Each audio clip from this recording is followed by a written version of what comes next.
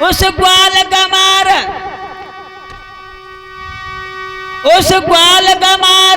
छोकरे को क्या राजा की हस्ती भाती है।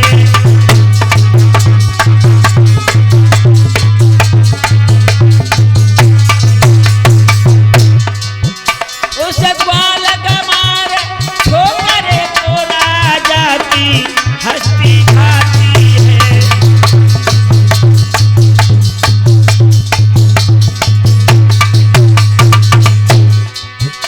11 साल तक नंद के घर गायों से गुजर चलाता रहा।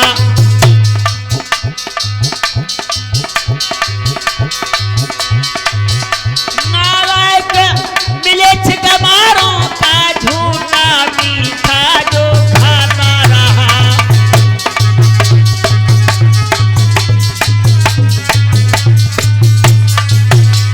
इसका भी कोई पता नहीं किसने जाया कब जाया है।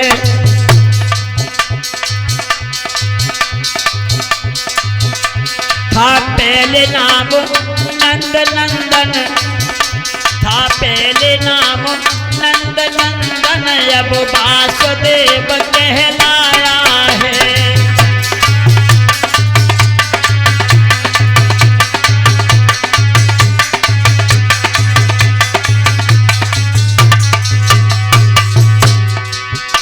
मेरे आगे उस छलबल की क्या बौछारें फल पाएंगी। वो जो शादी ये पक्की होगी तो तलवारें चल जाएंगी।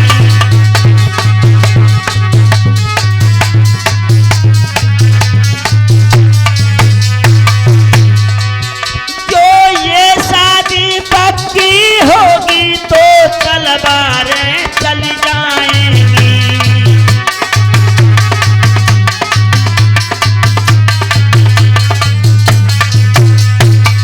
रुकुम कहने लगा अगर ये शादी पक्की हो गई दोस्त तलवारें चल जाएंगी, नाहक में हजारों की जानें जाएंगी, खून खराबा हो जाएगा।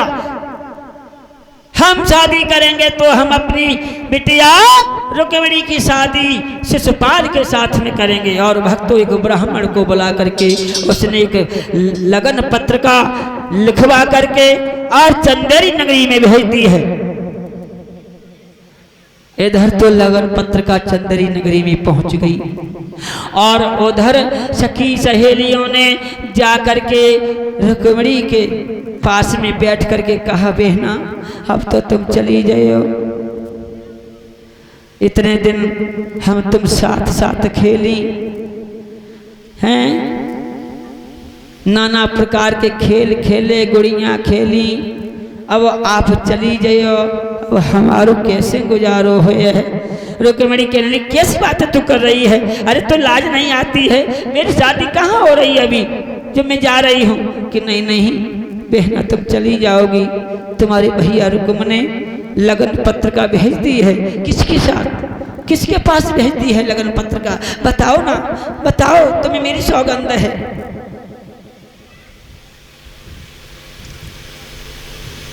एक आली कहने लगी तुम्हें नहीं मालूम, तुम्हारी भैया रुक्म ने लगन पत्र का लिखवा करके चंदेरी नगरी में दमघोष के पुत्र शिशुपाल के साथ में संबंध कर दिया है, वहां लगन पत्र का भेज दिया है। भक्तों याद रखना, आज रुक्मिणी ने जब ये बात सुनी है तो कलेजा हिल गया, कंठ अवरुद्ध हो गया, आंखों से आंसू बहने लगे।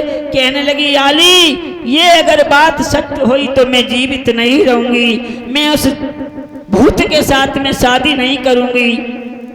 और रोती है बिलखती है, ये बात सच्ची नहीं हो सकती, तुम हमसे झूठ बोल रही हो।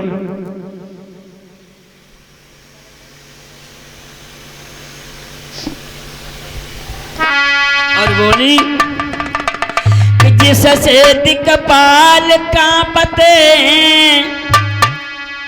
मैं भी उससे घबराती हूँ।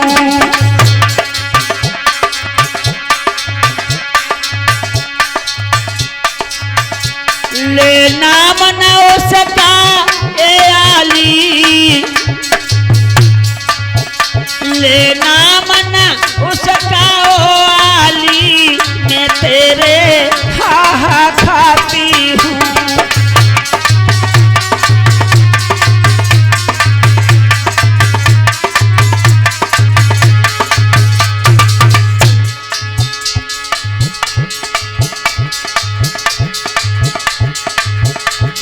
इसके नाम में एक रोज मेरी चमड़ी मिल जाएगी। ये खुशखबरी यदि सत्य हुई तो लाश पड़ी दिखलाएगी।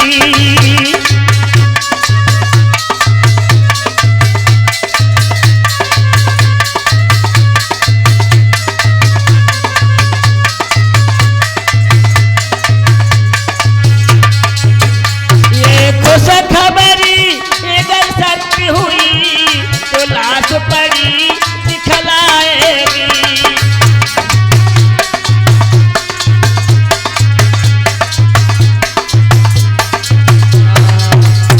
रुक्मिणी की बात सुन करके आली कहने लगी, अरे बहन तू ऐसी बातें काहे को कर रही है?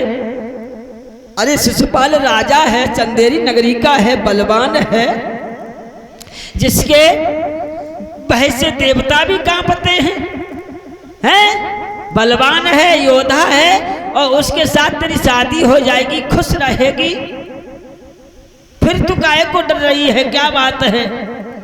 अच्छा तू ही बता, फिर तू शादी किससे करेगी?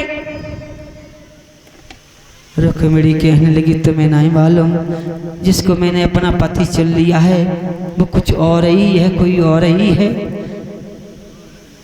बोली कि मेरे तन मेरे मन है, मेरे जीवन जीवन धन है।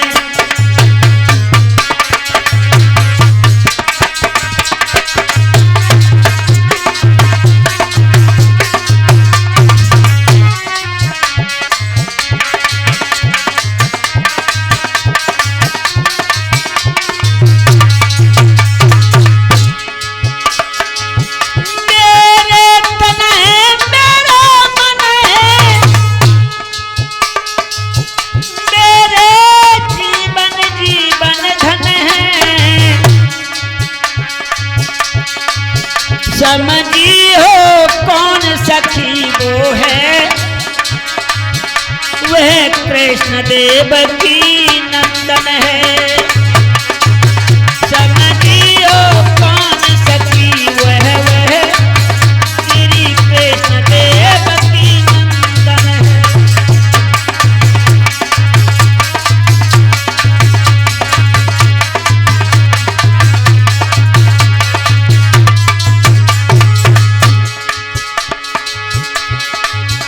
सुने बात न सो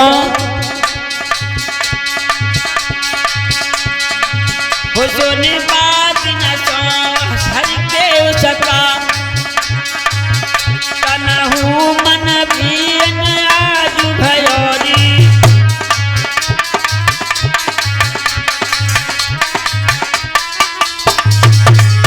परिवार उसी पर मार दिया, चित चोर गया चित चोर की ओरी।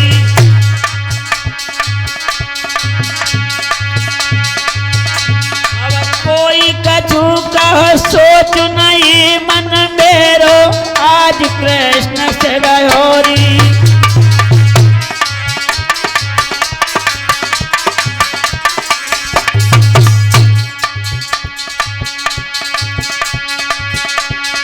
राधापति राधा रमण हे ब्रज के रखबारी, लज्जा मेरी राखियो गिरवर धारण हारी।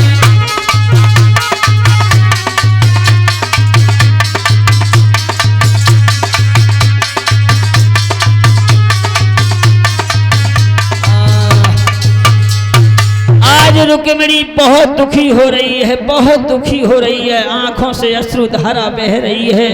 सखी सहेलियां तो वहां समझा बुझा करके चली गई, लेकिन रुक्मिणी को चैन नहीं मिल रहा है, क्या करें क्या न करें।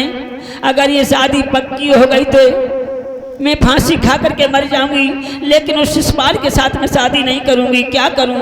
और भक्तों चुपचाप एक ब्राह्मण को बुलाया, ब्राह्मण को बुला करके पत्रिका लिखी है। पत्रिका में लिखा, हे मेरे जीवन साथी द्वारकाधीश कृष्ण, मैं शादी तुमसे करना चाहती हूं। अगर ये शादी शिशुपाल के साथ में हो गई तो लाज तो मेरी नहीं जाएगी, लेकिन आन तुम्हारी चली जाएगी। और शिशुपाल के साथ में मैं शादी कभी नहीं करूंगी, चाहे मैं आजीवन कुंवारी रह लूंगी, लेकिन मैं शिशुपाल के साथ में शादी नहीं करूंगी। तो याद रखना, आज चिट्ठी लिखती जाती है रुक्मिणी, रोती जाती है।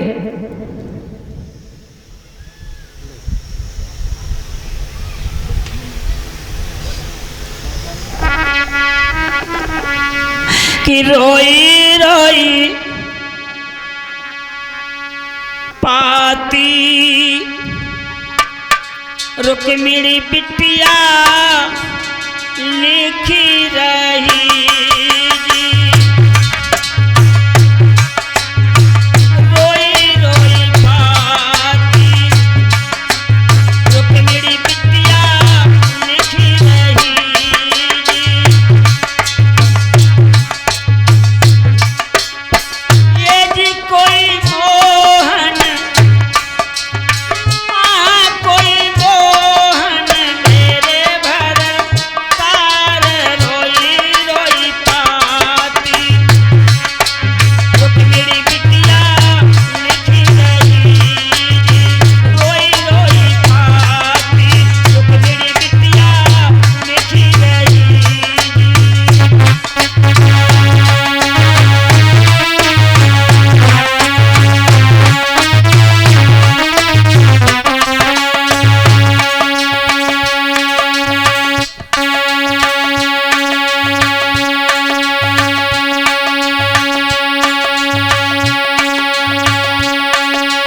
अरे हमारे भैया नवनीत यादव जी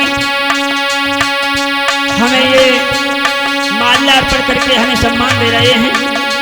भगवान इनकी समस्त मनोकामना पूर्ण करता रहे।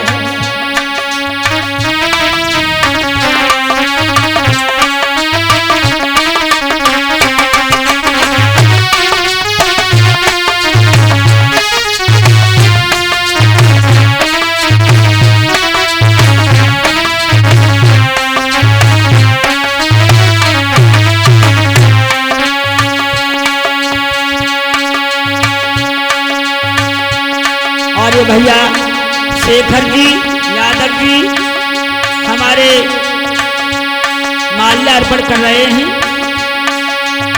ये शेखर भक्त हैं, परम भक्त हैं भगवान के, इनको सदा सुख शांति प्रदान करता रहे भगवान, इनकी समस्त मनोकामना पूर्ण करता रहे।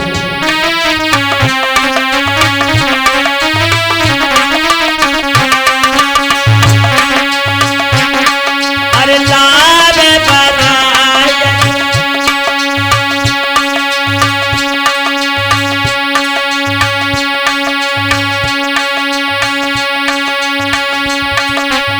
अरे भैया हमारे प्रेम सिंह यादव जी हमें पुष्प माला अर्पण कर रहे हैं।